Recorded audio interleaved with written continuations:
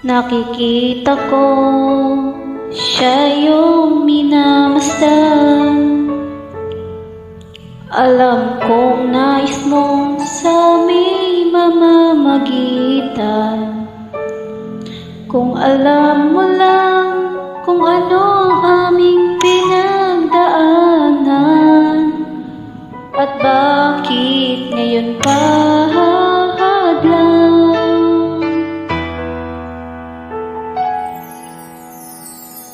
Sa lahat ng iba, bakit pa siya ang iyong di mo ba alam na may nauna na sa puso niya?